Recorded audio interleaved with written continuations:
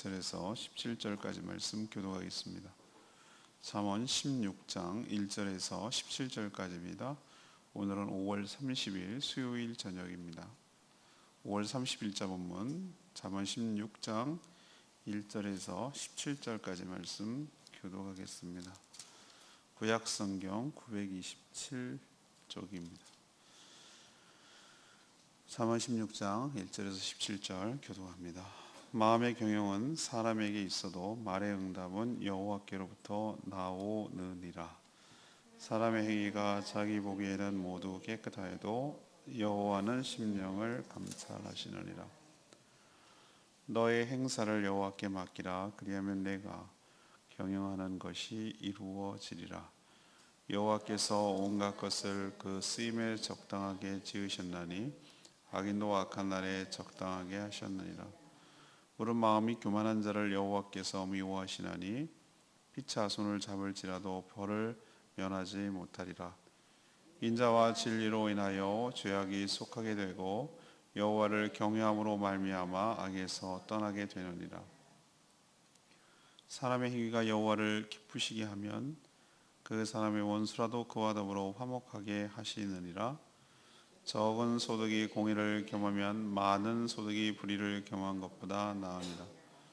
사람이 마음으로 자기의 길을 계획할지라도 그의 걸음을 인도하시는 이는 여호와시니라. 하나님의 말씀이 왕의 입술에 있은즉 재판날 때에 그의 입이 그르치지 아니하리라. 공평한 저울과 접시 저울은 여호와의 것이요 주머니 속의 저울추도 다 그가 지으신 것이니라. 악을 행하는 것은 왕들이 미워할 바니 이는 그 보좌가 공의로 말미암아 굳게 서미니. 의로운 입술은 왕들이 기뻐하는 것이요 정직하게 말하는 자는 그들의 사랑을 입느니라.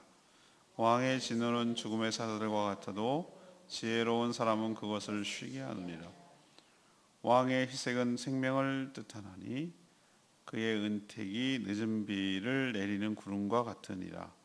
지혜를 얻는 것이 금을 얻는 것보다 얼마나 나은고 명철을 얻는 것이 은을 얻는 것보다 더욱 나으니라. 악을 떠나는 것이 정직한 사람의 대로이니 자기의 길을 지키는 자는 자기의 영혼을 보존하느니라. 아멘. 오늘 말씀의 키워드는 경영. 지혜로운 사람의 마음의 계획은 사람에게 있지만 결과는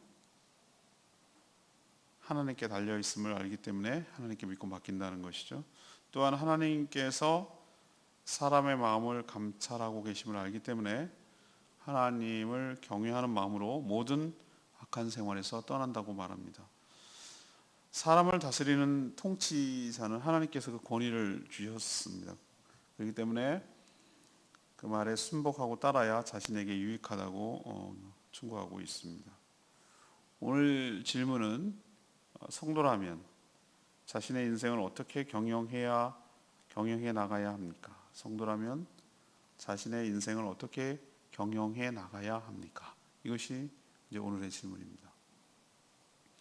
먼저 3절 말씀, 여러분이 잠언에서 굉장히 좋아하는 말씀 중에 하나가 이 16장 3절 9절이에요. 너의 행사를 다 영어의 형사를 여호와께 맡기라. 그리하면 내가 경영하는 것이 이루어지리라.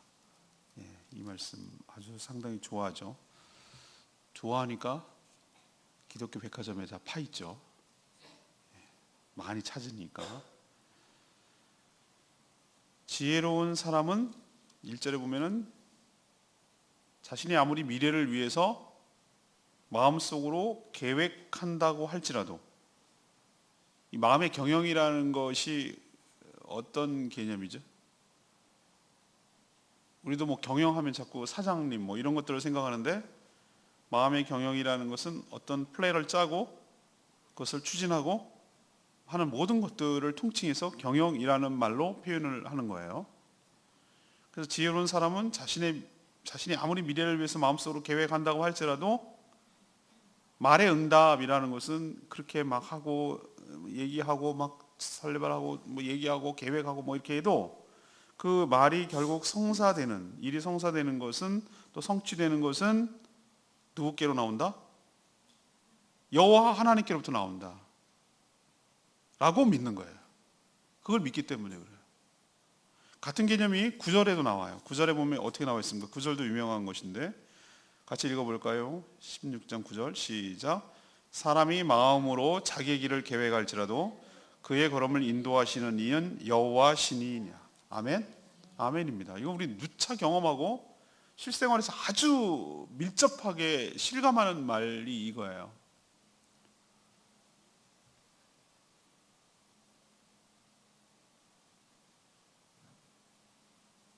모든 주권은 하나님께 있습니다. 미래의 주인이 저희가 아니고 하나님이십니다. 그렇기 때문에 이 사실을 믿으면 어떻게 되는 것이죠? 자신의 모든 일을 다 여호와께 어떻게 한다? 맡기죠. 맡기는 이유는 여호와 하나님을 뭐하기 때문에? 신뢰하기 때문에 그래요. 신뢰하기 때문에. 근데 이걸 자꾸 오해하는 분이 있어요. 맡긴다라고 얘기하면 이제 다 맡겼으니까 하나님 앞에 나는 아무것도 할 게 없는가? 그렇지 않아요. 여기서 보면은 마음의 경영은 누가 합니까? 내가 해야 됩니다. 무엇을 계획하는 건 내가 합니다. 그건 하나님이 하시는 것이 아닙니다. 내가 해야 될 역할이 있는 것이에요. 예수님을 설명할 때 모순된, 인간의 언어로는 설명할 모순된 말이에요. 100% human. 하나님 100% 인간이에요. 100% 하나님을, 예수님을 설명할 때 100% 하나님, 100% 사람. 이게 모순되는 말이죠. 100이라고 말했을 때 반은 사람, 아수라백작, 옛날에 영화 마징가제트인가 기억이 잘 안 나는데, 아무튼 그거 할 때 반쪽은 여자, 반쪽, 나 그게 옛날에 너무 신기했어요. 반은 여자, 만화 영화 할 때. 그거 할 때 그런 것처럼 반은 인간, 반은 사람. 그럼 우리 인간의 언어로 충분히 이해가 돼요. 아주 명쾌해요. 하나님은 내 관념과 내 수중에 의해서 다 계산되고 설명되어지는 분이 아닌 줄로 믿습니다. 모순, 충돌되는 말이에요. 그분은 완벽한 하나님이시고 그분은 동시에 또 완벽한 사람이에요. 그것처럼 이건 전 그렇게 대입하고 해석을 해요. 마치 하나님이 안 하고 내가 다 해야 될 것처럼 100% 내가 준비를 하고 최선을 다해야 돼요. 준비하고. 그렇지만 또 딱 백지로 돌리고 그렇게 할지라도 100% 하나님께서 개입하셔서 이루어 주셔야 일이 성취될 줄로 믿습니다. 내가 할 수 있는 것은 단 한 개도 없습니다라는 이런 충돌되고 모순되는 태도를 취하는 것이 신앙의 태도일 줄로 믿습니다. 넉넉고 가만히 있고 이제 하나님께 맡겼으니까 이걸 정말 오해하고 게으르고 무지한 사람들이 그렇게 말한단 말이죠. 하나님께 맡겼으니까 난 할 게 없다고. 아니에요. 내가 최선을 다해야 되는 것이죠.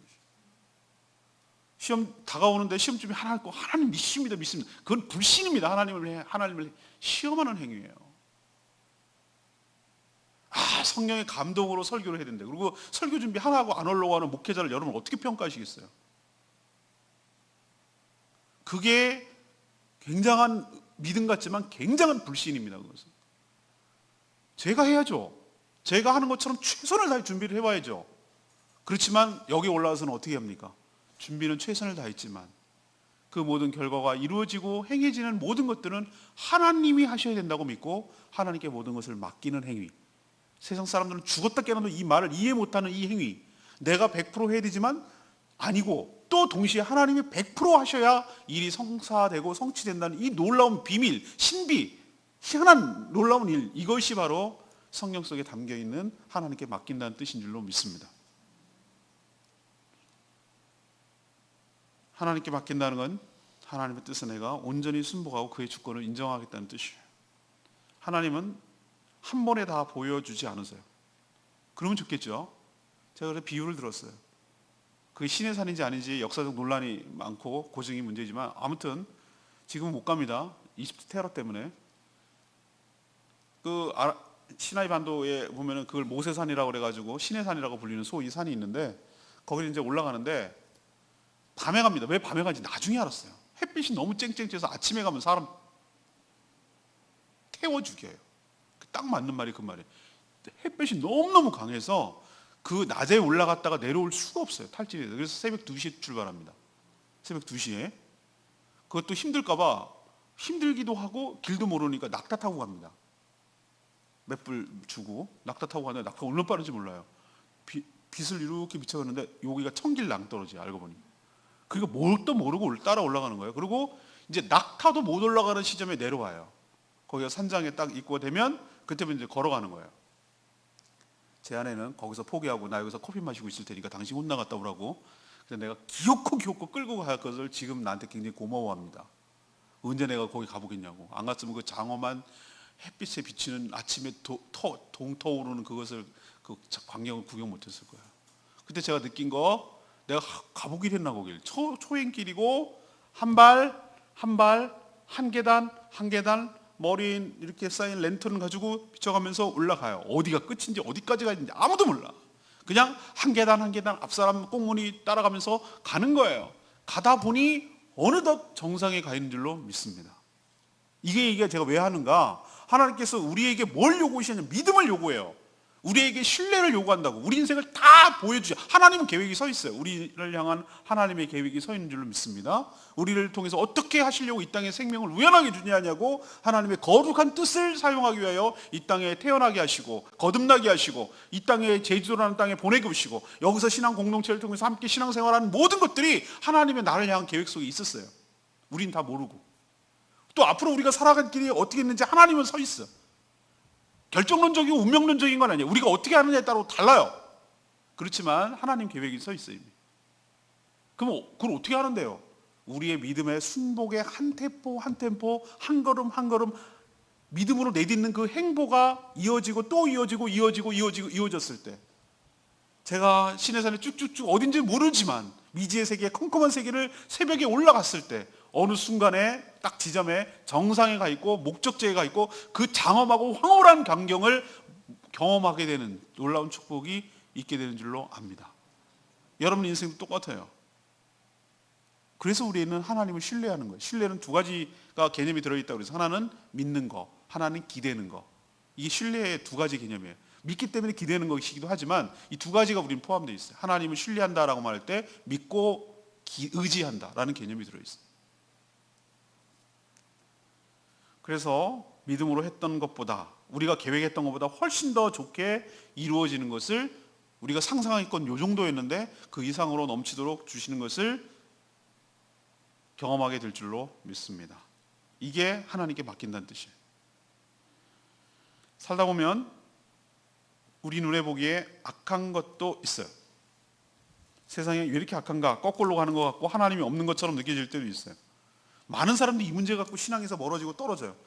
세월호가 침몰했을 때 하나님 도대체 어디에 있었습니까? 그 수많은 그 안에는 믿는 애들도 있었는데 많습니다. 거기 안에 예수 그리스도 믿고 정말 신앙생활 열심히 하는 애 도대체 당신은 어디 있었냐고 이렇게 막 묻는 경우가 있어요. 세상이 너무 모순되고 도대체 이해할 수가 없고 막 이래요. 왜 악한 자들이 저렇게 더 설쳐되고 더 승승장구하는 것 같고 더 잘 된 것 같습니까? 하나님 이해를 못하겠어요. 4절 표현 보세요. 여호와께서 온갖 것을 이라고 말하는 것은 여러 가지 것들을 그 쓰임에 적당하게 뭐 하셨나니? 지으셨나니 악한 것도 악한 날에 적당하게 하셨느니라. 하나님의 그 모든 것들, 하나님은 악을 창조하지는 않지만 그 악한 것을 악한 대로 하나님께서 사용하신다 이 말이에요. 그래서 당신의 거룩한 뜻이 이루어지도록 하십니다. 그것이 악한 것이 없기를 바라지만 하나님은 그것마저도 적당하게 사용하셔서 하나님의 거룩한 뜻을 성취하도록 하시는 분이란 말이에요. 그러니까 감히 하나님께 이러니 저러니 인간의 언어와 인간의 관념과 인간의 생각 갖고 이러니 저러라는 것이 하나님 앞에서 얼마나 우습냐 말이에요. 욥의 친구들이 하나님 죄졌으니까 인과응보론에 사로잡혀가지고 네가 이렇게 벌받은 건 하나님께서 뭘 잘못했기 때문이야, 네가 뭘 회개해라, 이런 사고방식의 프레임에 벗어나지 못하고 이런 관념 속에서 벗어나지 못하는데 하나님은 그 욥에게 뭐라고 했습니까? 이 우주 만물을 지을 때 넌 어디 있었어? 그 얘기를 왜 계속 질문하시죠? 네가 감히 내 생각을 안다고? 네가 내가 이 세상을 경영하는 것들을 이해하겠다고? 그리고 따지겠다고? 얼마나 갖지 않고 우스운지를 먼저 경외하는 마음으로 그 무릎을 꿇게 하기 위해서 하나님께서 계속 그런 질문을 던지시는 것이 어떤 대답을 하기 전에. 그러니 우리 성도는 하나님을 절대적으로 믿고 절대적으로 순종하는 삶의 태도를 취해야 될 줄로 믿습니다. 그리고 하나님을 절대적으로 신뢰해서 그분께 모든 삶의 계획을 최선을 다하되 그분께 온전히 맡기는 태도가 올바른 태도일 줄로 믿습니다. 그 성지순례를 같이 갔던 목사님이 이제 노 목사님이신데 그분이 지금 뭐 하고 있냐? 고신교단에서 유명한 무척산이라고 있어요. 무척산. EBS에서 기행 무슨 기행이죠, 그죠? 한국 기행에서 프로로 나와서 너무 신기해가지고 거기에 차가 못 올라가요.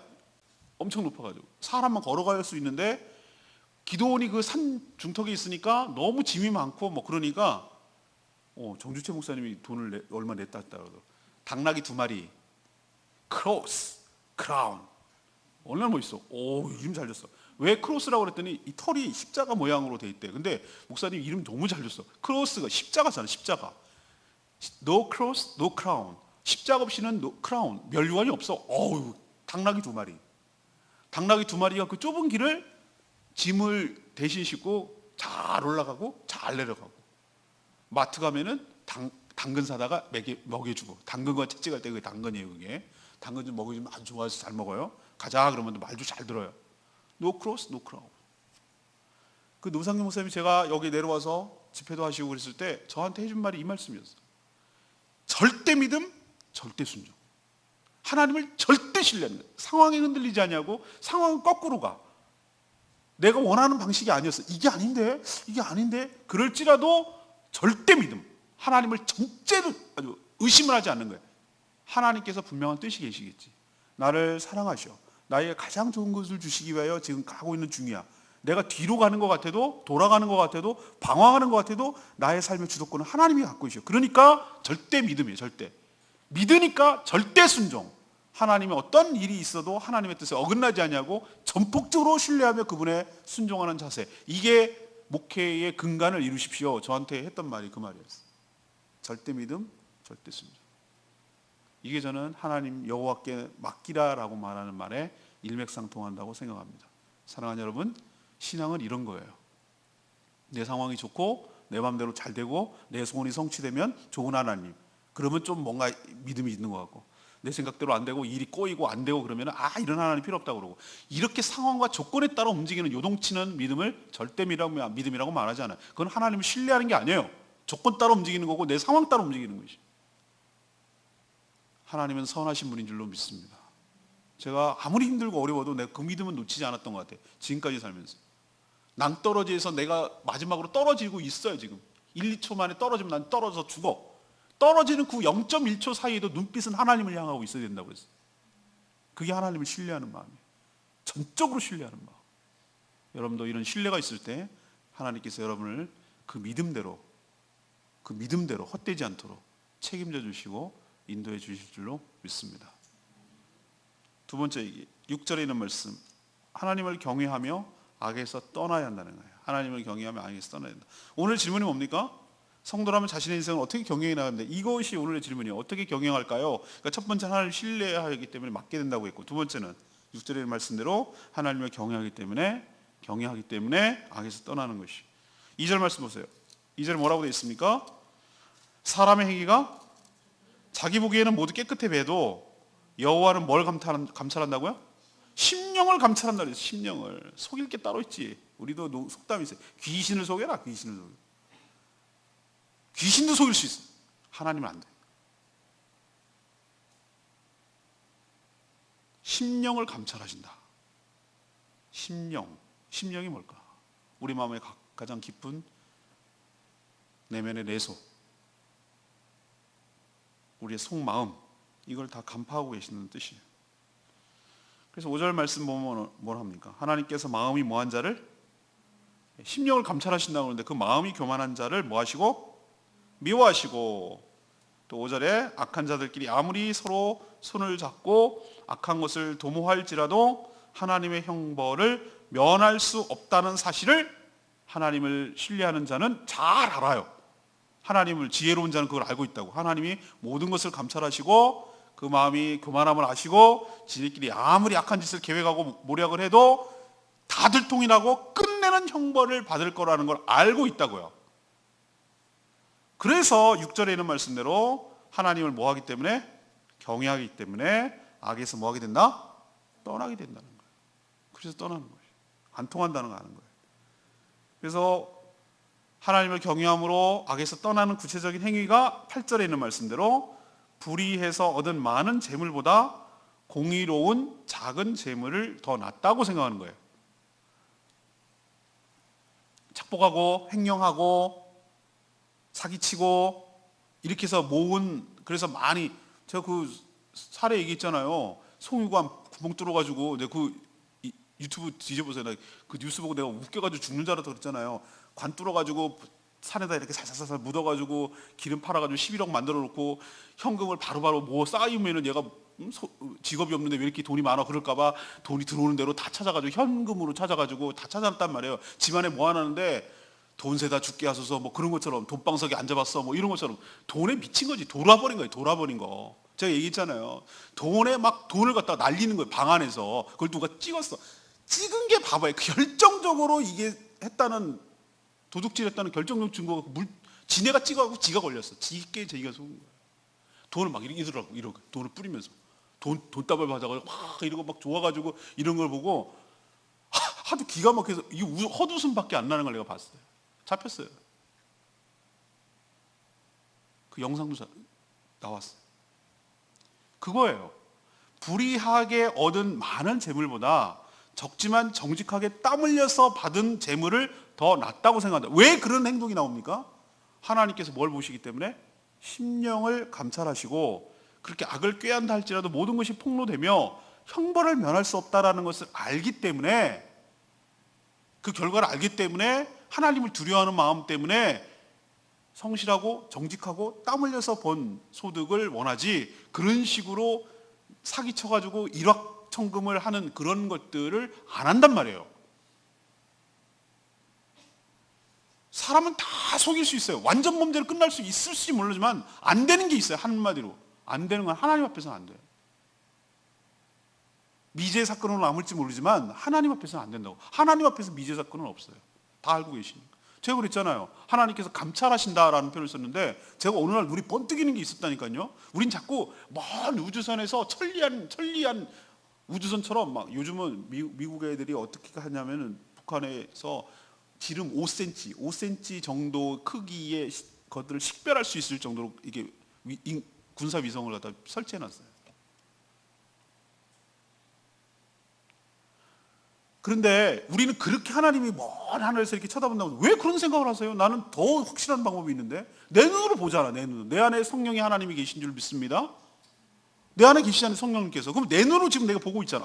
이거 보고 있는. 나는 지금 다 보고 있단 말이지. 내 눈으로 보는 것처럼 내 안에 계신, 내 눈을 통해서, 내 육신의 눈을 통해서 하나님 날 보고 있는데, 이것보다 더 확실한 녹화가 세상에 어디 있겠어. CCTV보다 더 천연색 칼라지. 이런 칼라가 세상에 어디 있냐. 자기도 기억하고 나를 통해서 행한 하나님도 기억하고.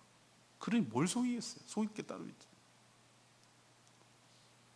그렇기 때문에 하나님을 경외하기 때문에 7절 말씀대로 인자와 진리로 살아서 하나님을 기쁘시기에 살아갑니다. 또 그러면 어떤 효과가 있느냐? 그 사람의 원수라도 뭐가 된다고? 화목하게 된다. 그런 축복도 있다.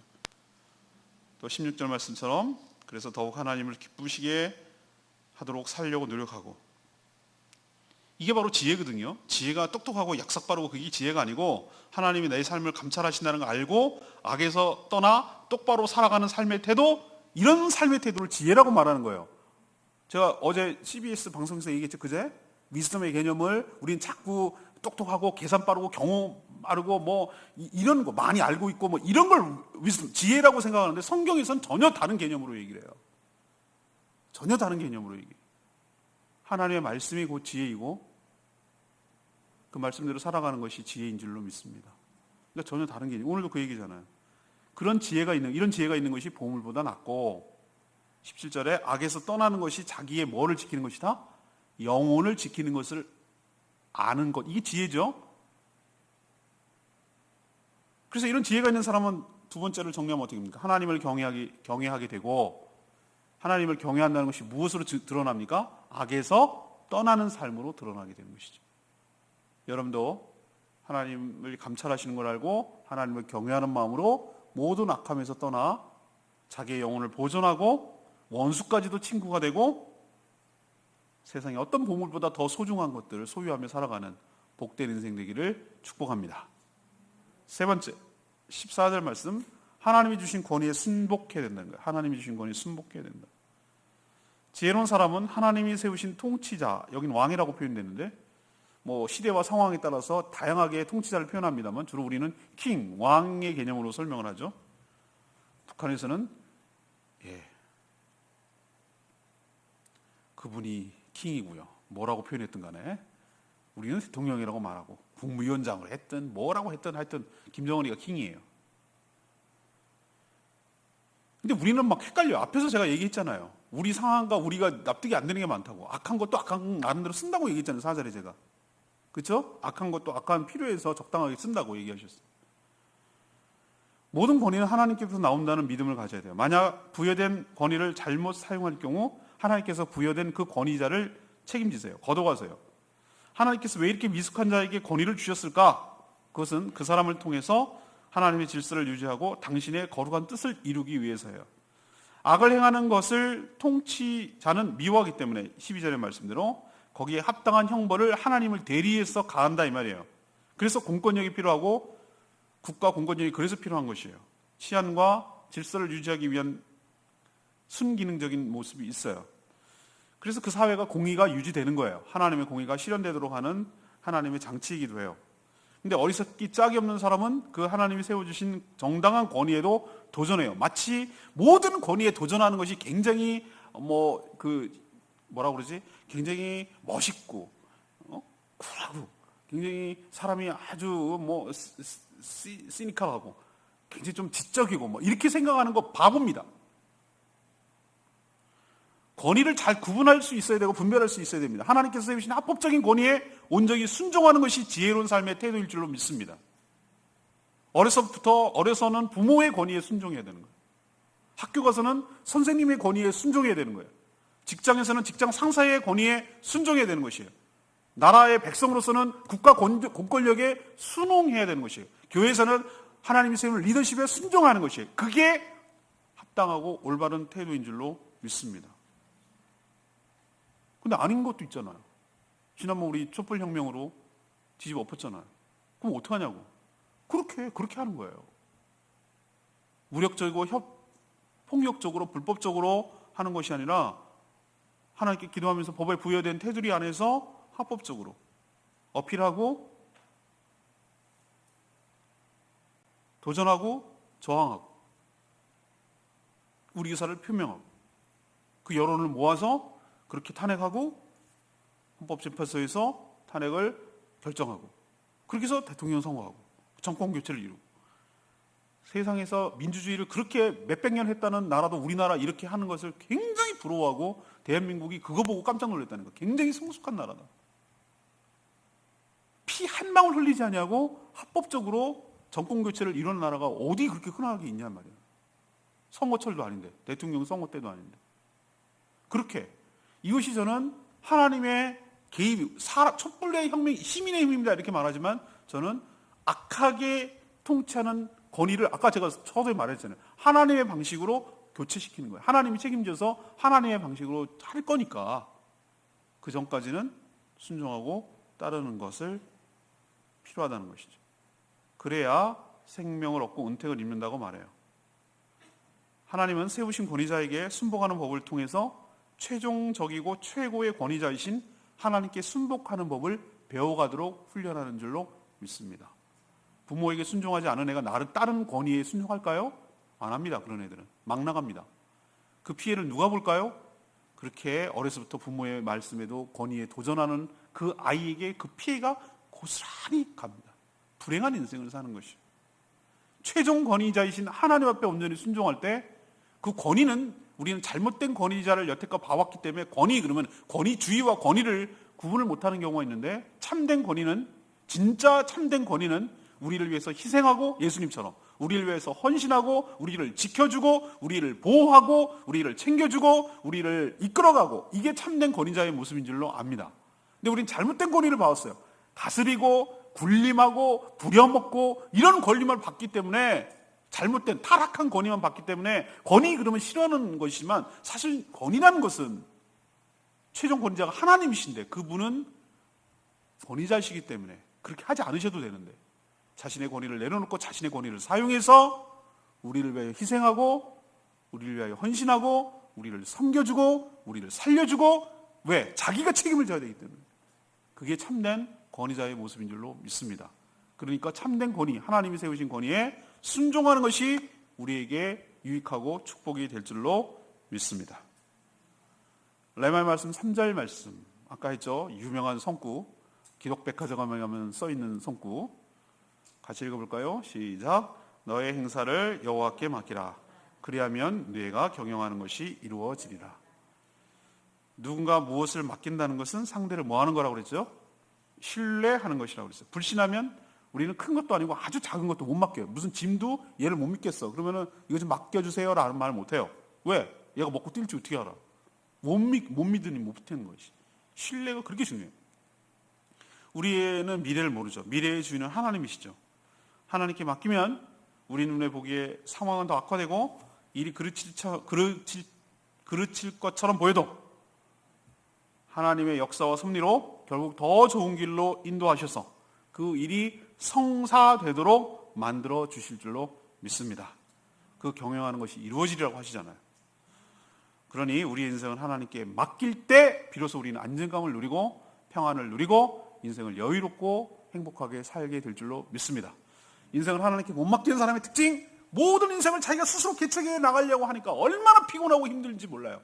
그렇게 최선을 다했는데 자기 뜻대로 안 될 때도 너무너무 많아요. 너무나 불확실성이 크고 변수가 너무 많이 생기고 이게 지금 제대로 가는 건지 못 가는 건지 잘 모르겠고, 인생 너무 피곤하고 내가 정말 관리해야 될 것들이 너무너무 많고 변수가 너무 많이 생기고 인생 못 삽니다. 그러니까 어른이 되어갈수록 어릴 때는 막 천진난만하고 모든 것도 웃고 막 이러다가 어른들 다 보세요. 어른들 보세요. 나이 먹으면 다 어떻게 되는가? 여기가 주름살이 생겨. 왜 주름살이 생길까? 난 나이 먹어도 주름살이 생기나 그랬더니 그게 아니고 인상을 막 이렇게 쓰고 다녀요. 인상을 팍팍팍팍 쓰고 내가 여기가 주름이 웃을 일이 없거든. 그리고 막 인상을 빡빡 안 쓰면 날 무시할 것 같거든. 강하게 보여야 되거든, 상대한테. 그래 막 이렇게 인상을 빡빡 쓰고 이래야지 나를 안 무시할 것 같거든. 세상 살이 하느라고 살으라고 그렇게 산 거예요. 그게 흔적이에요, 흔적. 왜 그럴까? 내가 책임져야 되거든. 누구도 내 인생을 책임 안 지거든. 근데 하나님께 모든 것을 맡긴 사람의 특징을 보세요. 맡겼죠. 그렇게 맡겼다고 아까 얘기할 때 난 아무것도 안 한다는 개념이 아니라고 그랬죠. 최선을 다해야 돼. 되어지는 모든 것들은 하나님께서 나에게 가장 좋은 것을 주기 위하여 일어난 일인 줄로 믿습니다. 믿음으로 수용하고 거기에 따라서 또 길을 찾아나가고 그렇게 살아가면은 두려워할 게 없어요. 최종적으로 가장 좋은 길로 인도하여 주실 줄로 믿습니다 라고 믿는 구석이 있으니까 든든하거든. 그러니까 안달복달하지 않고 초조하지 않고 안정감을 누리며 살아가는 축복이 있는데, 여러분이 이런 축복을 받아 누리게 되기를 축복합니다. 오늘 질문으로 돌아갑시다. 질문은 뭡니까? 성도라면 자기 인생을 어떻게 경영해 나가야 합니까? 이것이 오늘의 질문이에요. 넘버 원. 3절. 하나님을 뭐 하기 때문에? 신뢰하기 때문에 내 인생을 뭐 해야 된다? 맡겨야 돼. 그러면 경영한 건 이루어진다. 넘버 2. 6절. 하나님을 경외하기 때문에, 감찰하시는 하나님을 경외하기 때문에 모든 악한 삶에서 뭐 해야 된다? 떠나야 된다. 그게 잘 사는 거예요. 세 번째는 하나님의 주신 권위에 뭐 해야 된다? 순복해야 된다. 그래야 나를 보호해 준다.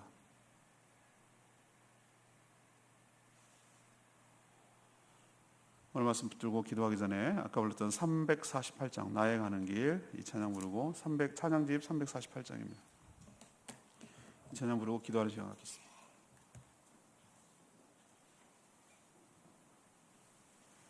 찬양집 348장. 나의 가는 길 주님 인도하시네. 맞습니다. 나의 가는 길을 주님이 인도하십니다.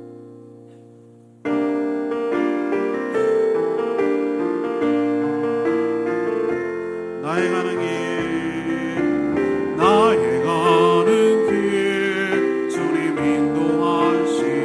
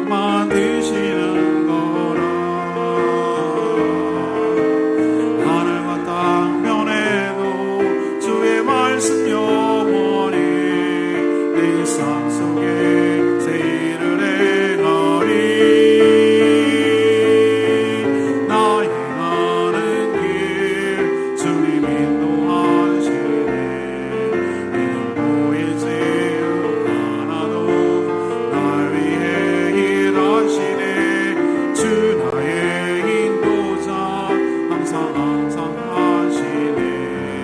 사랑과 힘 베푸시며 인도하시네.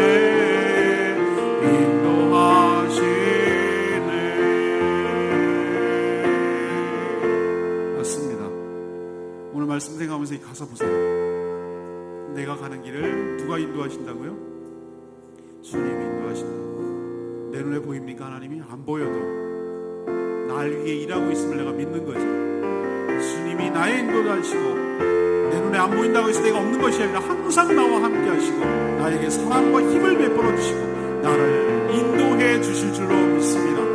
내 눈에는 광야 같고 정말 척박해 보이지만 하나님께서 그 가운데도 길을 만들어내시고 사막 같은데 아무것도 물이 없는 것처럼 보여도 그 가운데도 하나님 강까지 만들어내시는 것을 보게 될 줄로 믿습니다. 하늘과 땅은 다 변해도 이렇게 하시겠다는 하나님의 이 말씀은 영원히 변치 않아서 내 삶 속에서 새로운 일을 행하실 줄로 믿습니다. 이게 믿음이에요. 이 믿음대로 될 줄로 믿습니다. 하나님, 저의 삶을 이끌어가 주시옵소서. 하나님을 경외하게 하여 주시옵소서. 모든 것을 하나님을 믿고 맡기고 하나님 그 행사를 맡기라고 하신 것처럼 그 경영한 것이 이루어질 거라고 하신 것처럼 하나님 믿음으로 살아가는 저희들 가게 해달라고 다 같이 주여 외치며 하나님께 기도하겠습니다. 주의 아버지 나의 가는 길 주님 인도하시네. 내가 보이지 않아도 날 위해 일하시네. 주 나의 인도자 항상 함께 하시네. 사랑과 힘 베푸시며 인도하시네.